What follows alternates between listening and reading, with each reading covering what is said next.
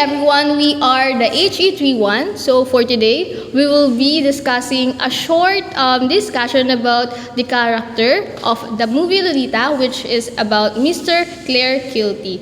So, The title of our podcast episode, The Hidden Villain Unmasking Claire Kilty.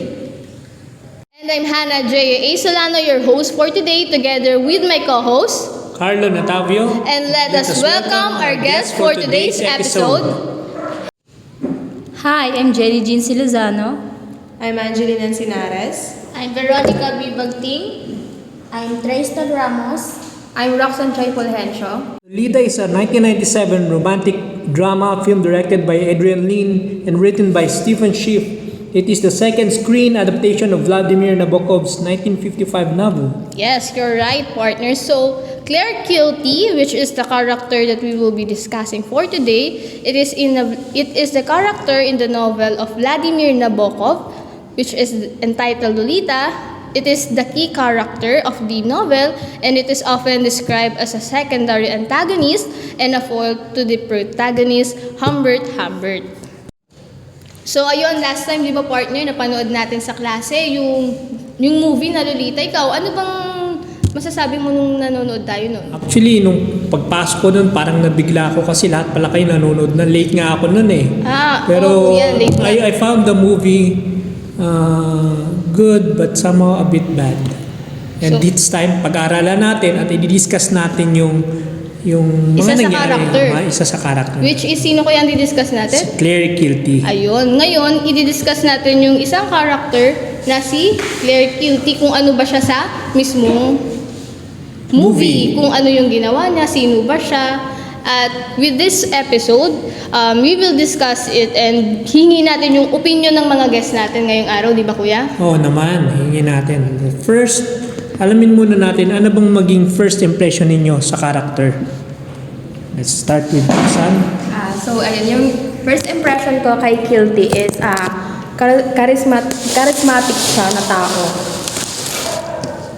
So sa akin naman, si Kilty, yung first impression ko sa kanya is parang siyang kabute. So bakit ko siya natawag na kabute? Kasi nga, bigla-bigla na lang siyang sumusulpot sa movie. Oo. Kumbaga parang, hala, bigla na lang siya nandito, tapos makikita mo bigla siya mawawala. Oo, pa-mysterious siya, di ba? Yes, tas bigla siyang, andito na naman siya. So, parang siyang kabute na biglang tumutubo and biglang sumusulpot sa mga iba't ibang place sa movie. Scene sa movie. And yung sinabi naman ni Roxanne, paano mo naman nasabing charismatic siya? Kaya ako nasabi na charismatic siya tao kasi ano 'di ba? Sa age niya, sobrang charm niya. So parang naakit niya si Lolita sa charm niya. 'Yun. Kaya naman Tristan. For me naman, yung first impression ko is, ano siya, mysterious. Kasi yung unang pagkikita ko, ay unang napanood ko siya sa movie. Very mysterious siya na nandun lang siya sa couch, nakaupo, kasama yung dog niya. Tapos, lumalapit lang si Lolita sa kanya. Tapos hindi pinakita mismo yung buong mukha niya, Buong di ba? mukha niya. Parang doon talaga Parang mysterious na naninigarilyo lang siya, di ba? Oo. Siguro to associate dun sa word na kabute, yung mysterious din, same as Tristel. Since hindi natin alam at first kung ano yung true intention niya dun sa mga protagonist natin. Lalo na kay Lolita. Oo, di ba? Nakaka-confuse siya kung kakampi ba siya or kalaban, kung sino yung kakampi niya talaga. Parang unknown ganun. yung character niya Yes, mismo, no? ganun. Ayan. So, yung sa akin naman is, parang overall ng sinabi nila is parang siyang stranger. So, parang siyang strange. So, yung nakita ko siya sa video na yon, parang nga siyang kabute, na bigla siyang sumulpo. Tapos, over the movie, unti-unti natin na-realize na parang kung anong meron sa kanya. Kung good intention ba siya or magiging mas bad intention sa kanya. So, ayun, yung habang umuusad nga yung movie is, Nagbabago yung impression mo. nagbabago Parang yung hindi expression ko. Parang nalilito kung ano ba talaga. Sino ba talaga siya Sino sa siya? Sino sa kwento? Anong magiging part niya doon? So, ayun, habang umaandar yung kwento, parang doon ko na-realize na, may magkakaroon siya ng big impact sa movie na to. Ano kaya yun? Ayun. Ayun, partner, napansin ko naman na medyo artistic siya. Wow. Kasi Si Kilty, isa siyang playwright, screenwriter at television personality. Yes, nabanggit nga po doon na, yun nga, may scene di ba doon na parang siya yung writer ng isang, ng isang play. Play nila. Opo. Sa akin naman, siguro yung masasabi ko na, first impression ko talaga kay Kilty is, hindi ako sure kung anong niya, purpose niya sa story. Parang, ang gulo-gulo, parang unknown pa siya sa akin, di ba? Parang, kahit sino naman sa atin, parang napa-question mark, sino ba tong character na to, di ba? Partner, parang hindi tayo aware kung Parang kakampi ba to? Palaisipan, no? Palaisipan siya kung sino ba siya, kung anong involved niya dito sa may story na to, na hindi tayo aware na, hala, malaki pala talaga yung impact niya sa story na to, na akala natin nung una parang hindi siya, side lang ba siya, hindi siya main character, no? Parang ganun. Hindi tayo aware na meron pala siyang pasabog, di ba? Maskit ba kayo nagulat? Oo naman. So, how about, do you expect what the character at the end?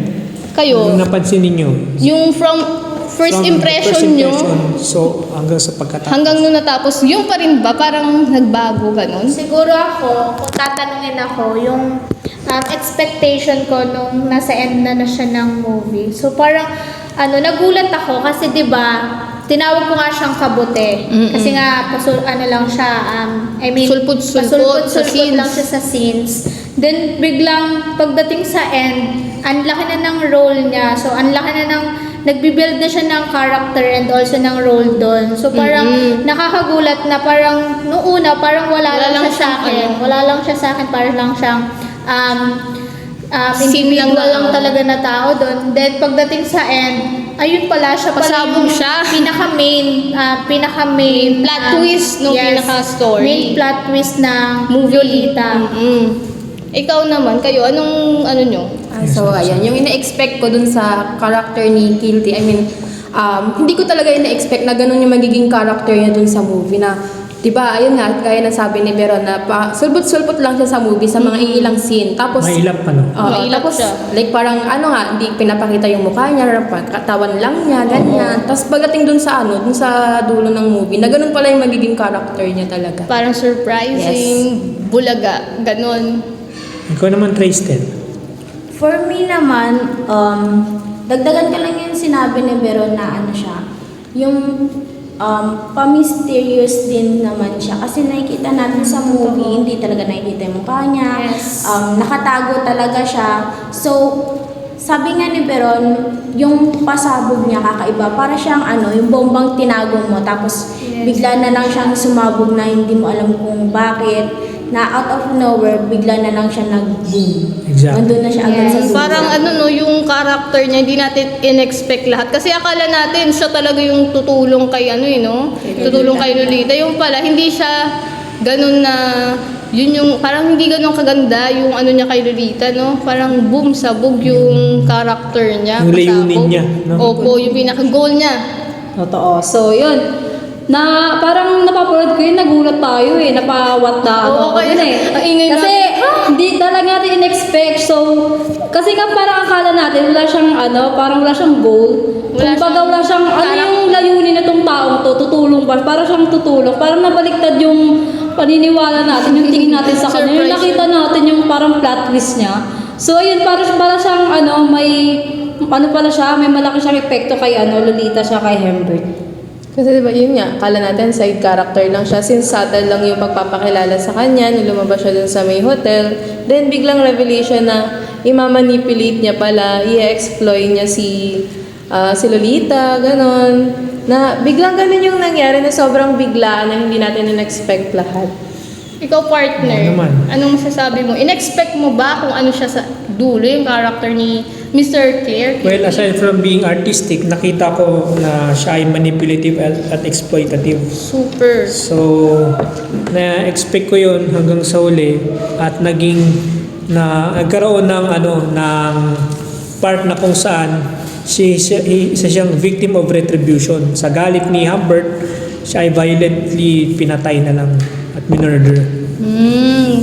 Ako naman, siguro sa totoo lang, hindi ko in-expect. Di ba sabi nga ni Jenny, lahat tayo nagulat. Di ba lahat tayo parang tahimik natin nun sa AVR nung nanonood tayo. Tapos biglang what? Lahat tayo nagulat yung reaction natin kasi si Kilty pala, siya pala yung pinaka plot twist nung kwento. Kasi parang na tayo nakafocus sa main kay Humbert, kay Lolita. Pero hindi natin napapansin yung small details ni Kilty is malaki palang impact doon sa story. Parang Yes. bumulaga siya sa atin, di ba kuya? Na parang, hala, ganun pala yun. Parang akala natin, di ba, doon kasi tutulungan niya si Lolita. Oo. Parang ililigtas niya, di ba? Kasi akala nyo ba na tutulungan niya talaga si Yes. Lolita? Oo. Di ba? Kasi ayun yung role na para bagang siya magiging savior nung lumapit si Lolita sa aso. Eh.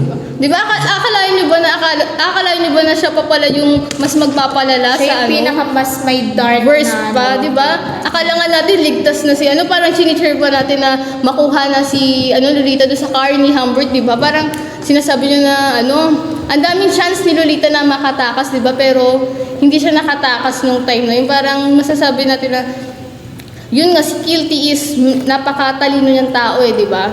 Na utakan niya. Hindi lang si na utakan niya, na-manipulate niya si Lolita, na-manipulate niya rin si Humbert nung time na yun Kaya yun, hindi ko talaga ine-expect na si Kilty is ganun talaga yung niya. Parang wala sa character niya, na surprise talaga tayo na yun nga yung nakalabasan niya. So, ayun. So, the partner, do you think yung si Kilty meron siya malaking impact sa story? So, tanungin natin yung mga guest muna natin. Kayo ba? Sa tingin niyo sa buong story, Buong ano story. yung pinaka-impact na meron siya?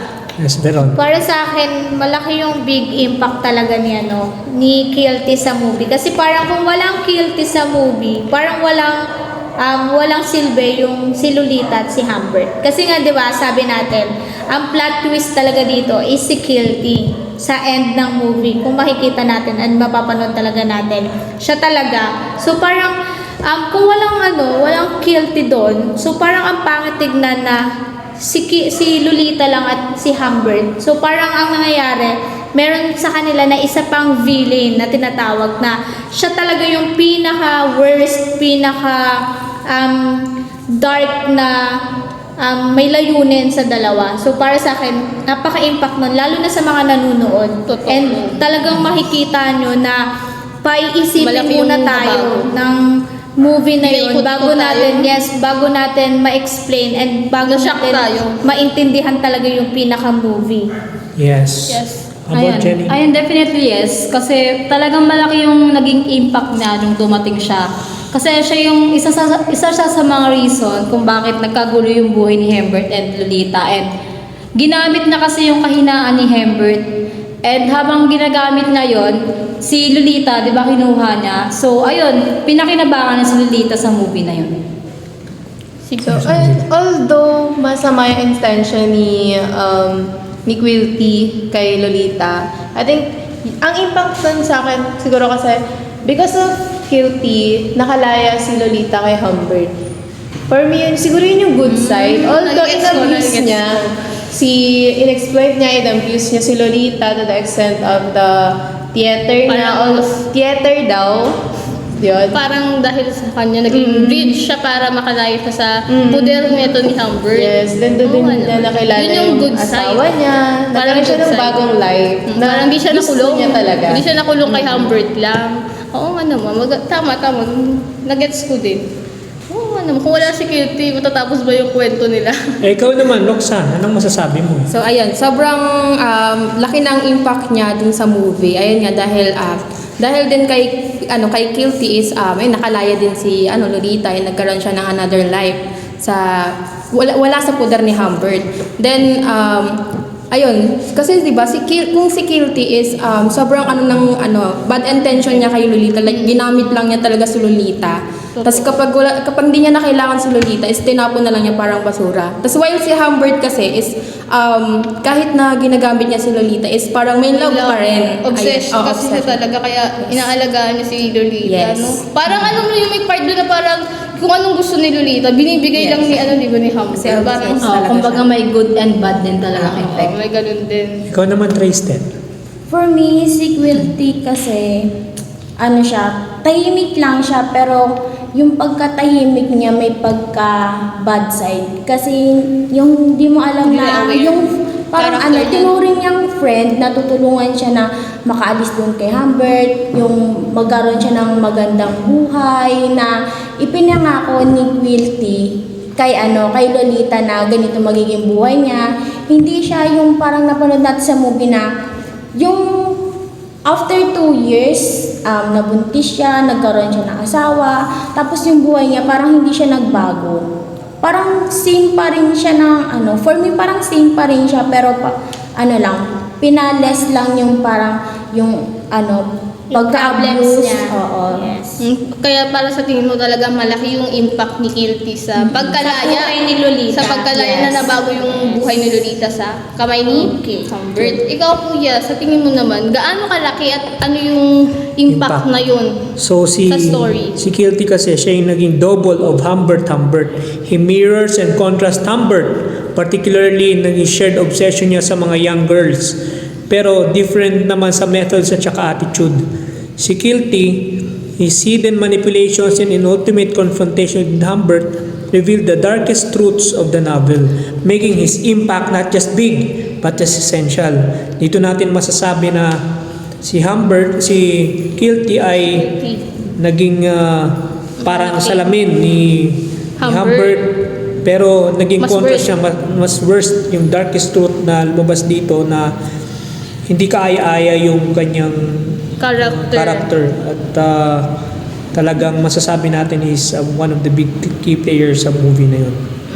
Sa akin naman siguro sabi kong malaking impact ni Kilty sa story, kasi imagine paano kung wala si Kilty, di paulit-ulitan na nangyayari kay Lolita yon, na abuse si Lolita ng paulit-ulit, tapos parang alam mo yung ikot-ikot lang, parang walang Yung mangyayari. life cycle ni Lolita, parang paulit-ulit. hindi makakalaya si Lolita, parang maganda yung may impact na maganda si Kilty, kasi sabi natin nakalaya nga si Lolita kay Humbert, pero mas malaki pa rin siguro yung role niya dito, na ayun nga, parang naging hindi lang na natulungan niya si Lolita na makalaya, bas naging eye-opener siya na parang alam niyo yun, yung character niya hindi lang siya bastang na villain, meron siyang alam niyo yun, yung child pornography na involved si Kilty, di ba? Parang Yes. doon natin na akala natin okay si Kilty, akala natin parang kakampi siya, tutulungan niya si Lolita, yung pala may hidden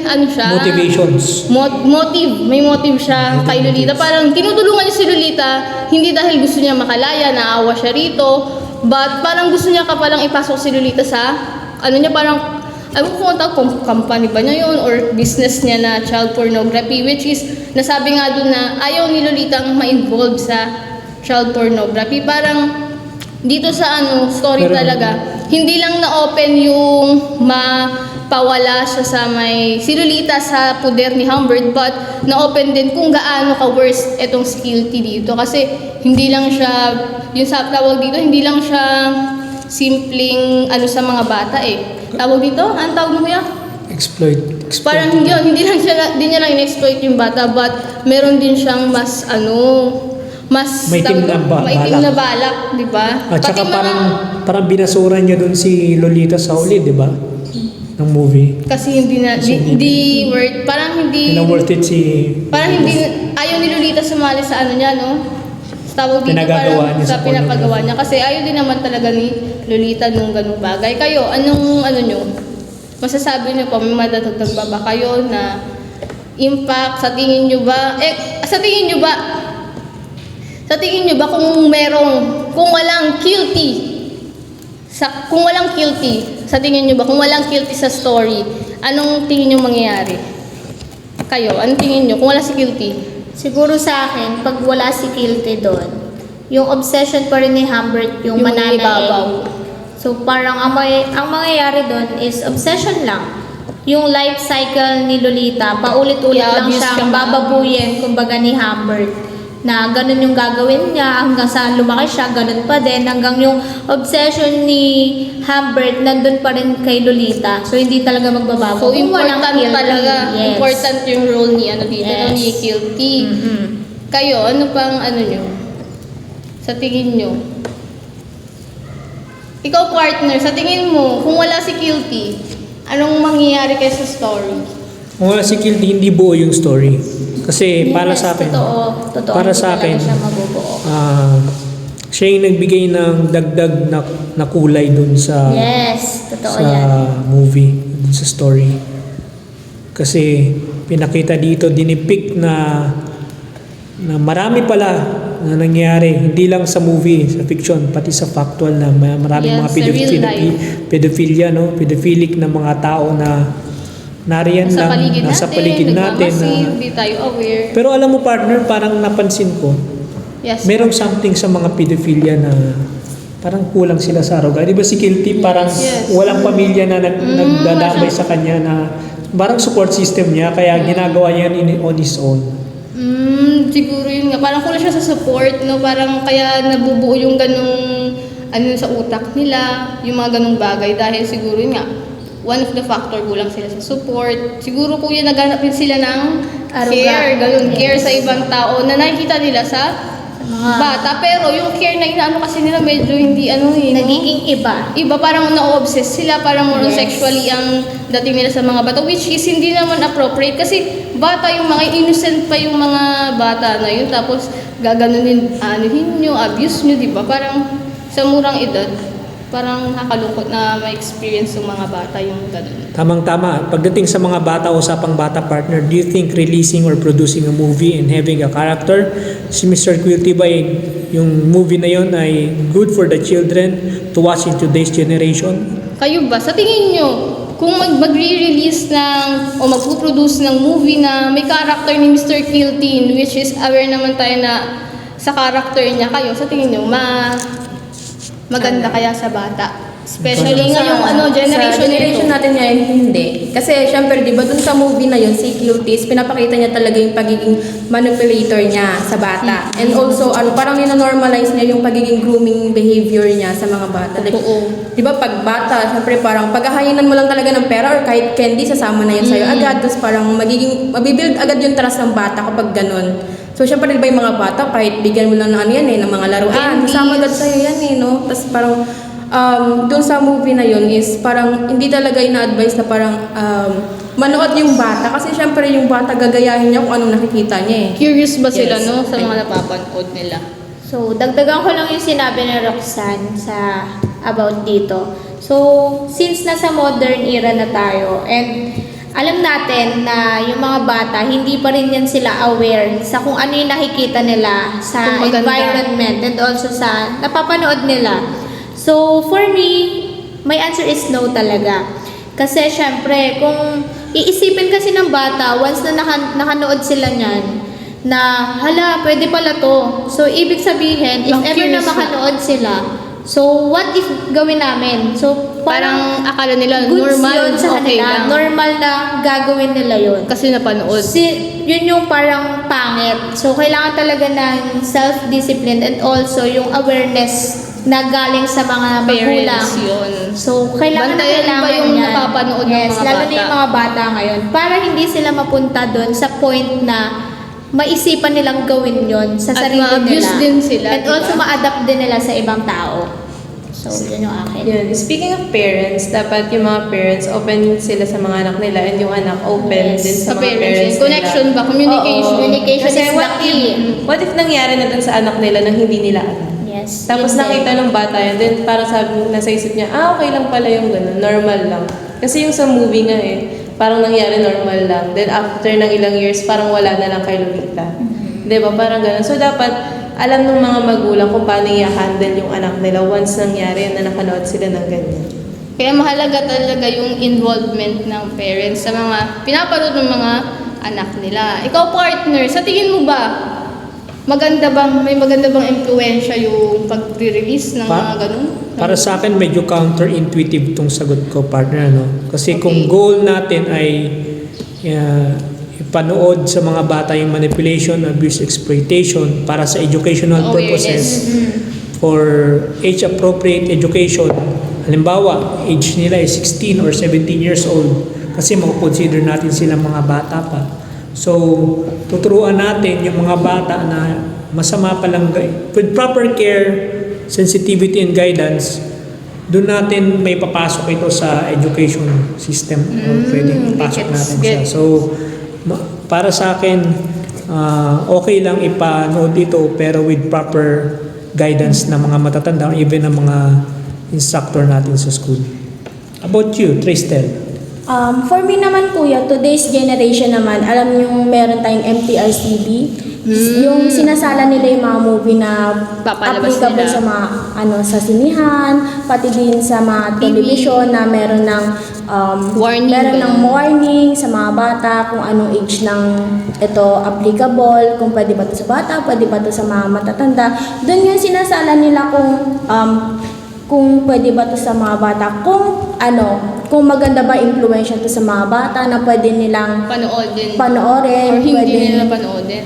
at hindi nila panoorin, sinabi mo nga na pwede siya sa mga matatanda kasi alam na mga matanda kung anong tama at mali. Sa mga bata kasi pag pinanood nila, alam na nila yun na tama yun, hindi na sila nag-iisip na mali yung ginagawa din nila, na mali yung pinapanood nila, mali yung way na pag pinanood nila yun na sa movie, alam na ganito pala to. Hindi na nila iisipin na ay mali pala to, dapat hindi ko to ginagawa, dapat hindi ko to sinusundan, dapat hindi ko pala to pinapanood para lang pala to sa mga matatanda, sa mga open-minded, gano'n na kayang Intindihin, i-realize yung kayang intindihin na alam mo na dapat alam mo na ang mali at ang tama. Ako naman, ako add ko lang kay kuya. Agree ako onte. Onte. Okay lang yan.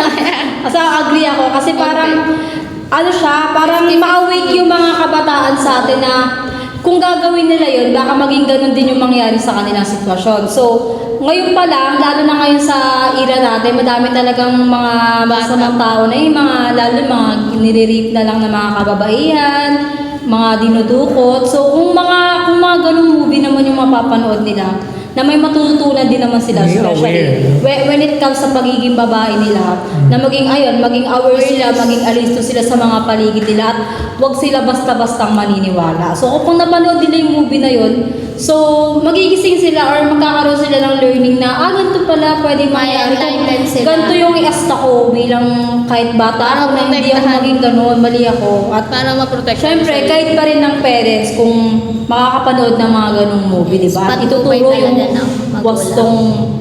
wastong actual na nangyayari doon. So, ayun. Ikaw naman, partner. Siguro ako partner, doon nga rin sa part mo medyo 50-50 rin ako katulad ni Jen. Siguro 50% na agree ako for awareness, but 50% kasi with that movie na ipapalabas, kung ganun yung parang pinaka-message niya, kung dati ang dating daw nun, parang for romance love story daw yung dating noong panahon nila, pero sa panahon natin, iba kasi yung dating niya, di ba? Parang ang dating niya, iba yung message niya sa noon at ngayon na sinasabi na love story daw. Pero nakita niyo ba sa may movie na love story ni Lolita at saka ni Hindi siya, Alvin? hindi talaga siya Diba? magaling love Hindi siya love story. So, para sa akin, yung pag-release ng mga ganong movies, hindi siya talaga pwede sa natin generation ngayon. Kasi yung mga bata, tutok na yun sa digital, tutok sa social media, and sabihin natin na hindi naman nababantayan ng parents kung ano yung napapanood nila sa online, hindi sila naantabayanan, hindi lahat, di ba? Oh. Parang, kung mapapanood yun ng bata na medyo curious sa mga bagay-bagay, parang, yun nga, masasabi niya na, manonormalize na okay lang pala yung ganyan, napanood ko yan, pwede yung ganito, ganyan, napanood ko yan, baka possible na magkaroon ng impact sa kanila na, maliban sa gayahin nila, mamaya may gumawa ng something na katulad nun sa kanila na mas matanda sa kanila, ganun, parang sasabihin na hindi, okay lang to. Parang hindi sila magtawag doon, hindi sila magre-refuse, hindi sila tututol, parang tatingin nila, okay lang to, ganun. Parang yun yung masama para sa akin na pag-release ng ganitong klase na movie. Then, doon nga sa isang video na pinanood ni ma'am, may nakalagay doon na parang merong guidelines yung mga pag-produce ng mga movie na kailangan hindi magpakita ng ganito, ganyan, parang limited or hindi talaga ipapakita, parang hindi siya appropriate na mapanood. Kasi nga, syempre may mga batang possible na makanood ng movie na yon.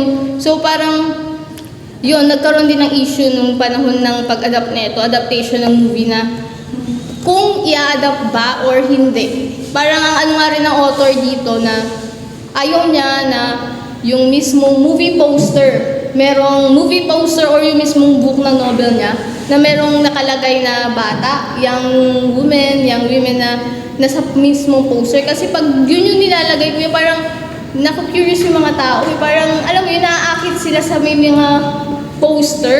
Kaya parang, yun nga, hindi talaga appropriate sa mga bata ngayon na mag-release ng ganyan. Siguro bago mag-release siguro ng mga ganyan, anuhin muna nila, parang salain muna nila, intindihin nila kung yung papalabas ba nila, ipuproduce nila is kaaya-aya. Hindi lang sa mga matatanda, but sa mga bata din.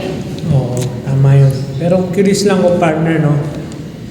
Sa ano ni Lolita, para siyang di ba marami namang teens ngayon ang gumagawa ng mga krimen? Yes po. Tapos, on the part of guilty, maraming mga teens din ang pumapasok sa porn industry. Anong masasabi niyo doon? Masasabi ninyo na yung mga kabataan parang sa persona ni Guilty na naghihikayat siya ng mga babae, mga bata pa, mga teens, minors na pumasok sa porn industry. Anong masasabi niyo doon? Okay ba yun sa inyo o medyo alinlangan kayo? Or what can you say about that? Since against talaga ako sa mga bata. Since hindi nga naman talaga sila aware. For me, ayoko talaga na ganun yung gawin ni Guilty sa mga bata. Especially, I'm a girl. I'm a lady. Siyempre, pangit naman na 16 years old ka lang, minulat mo na yung mata mo in a ganong scenario. So, dapat instead na nag-aaral yung bata, bakit nandito ka sa part na to? So, bigyan natin and also enlighten natin yung mga bata na mali yung gantong gawain. Yes. And yung work, kung pag-uusapan is work, mali pa rin to. Kasi instead na mag-aral ka, i-focus mo yung sarili mo, yung utak mo sa pag-aaral, hindi dapat sa mga gantong scenario. Yes, alam naman natin, hindi ganun kadali mag-aral. Yes, hindi ganun. Kaya kailangan ng tutok at mapaglilibangan. Yes. Siguro yung pinaka diyan is yung guidance ng magulang. Kasi 'di ba si Lolita doon sa movies, sobrang hindi niya nakasama ng matagal yung mama niya. Father niya din. Oh, yung father niya. Parang wala siyang father figure. So parang nakita niya yun kay Humbert na yung father figure. Tapos di ba yung mother niya is namatay ng maaga. So parang yun nga, parang walang nag-guide sa kanya ng tamang gagawin. Si Humbert kasi hindi naman niya ginaguide talaga ng pang-parent talaga si Lolita. Like parang ginagamit lang din niya talaga si Lolita. Parang ganun din si Guilty, di ba?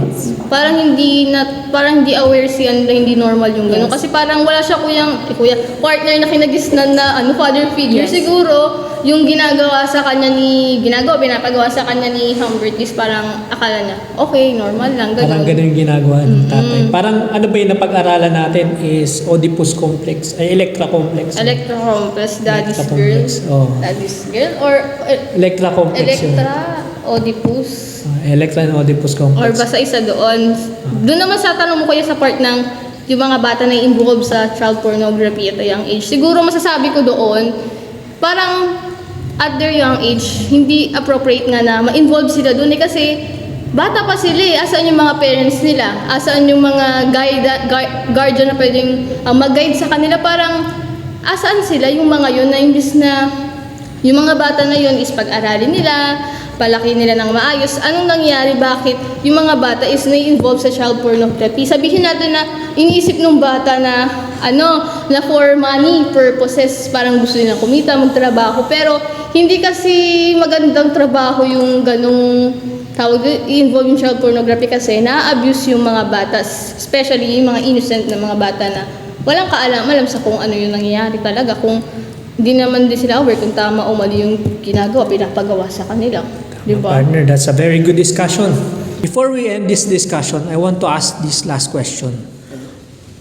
Palagay ba ninyo, no? Sino mas worse, si Humbert ba o si Guilty? Why or why not? not? What do you think? Sinong mas worse ba talaga sa dalawang to?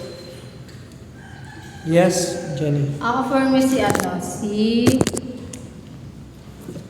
Guilty. Bakit? Kasi ayun nga, nakita natin sa movie at napanood naman natin, although si Humbert naman is, kahit may abuse, parang siyang may love siya eh. Parang may love siya dun sa Obsession. batang yung kay Lolita. Kaya binibigay niya yung gusto, parang spoiled yung, Spoiled niya yung batang yon.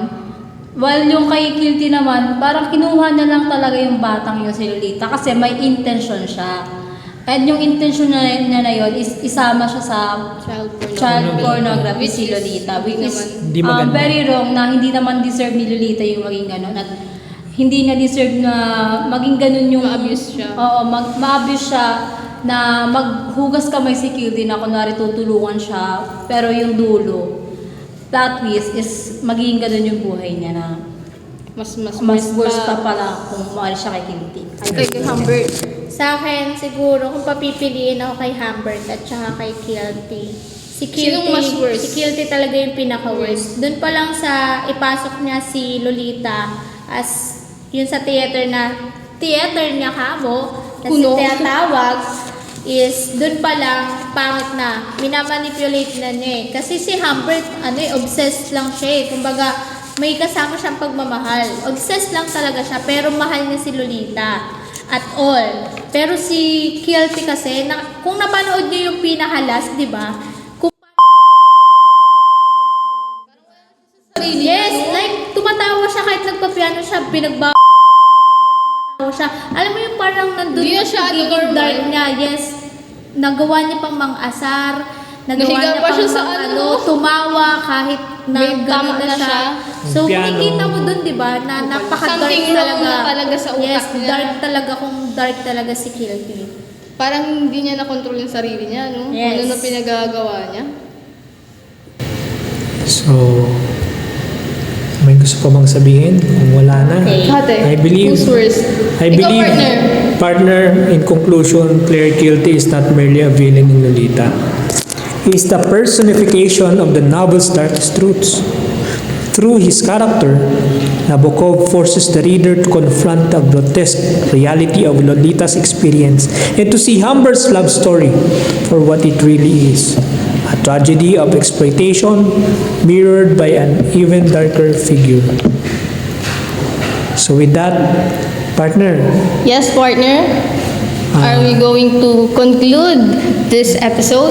yes, thank you so much everyone and have a great day everyone. And I hope with our discussion for today's episode is namulat or naging aware din kayo sa mga bagay-bagay na ginawa ni Kilty, kung ano ba yung tama at mali na ginawa niya rito, and kung gaano pa siya ka-worse than Humbert. With that, partner, Let's say goodbye to everyone. Bye. thank you. Thank you. Thank you. Thank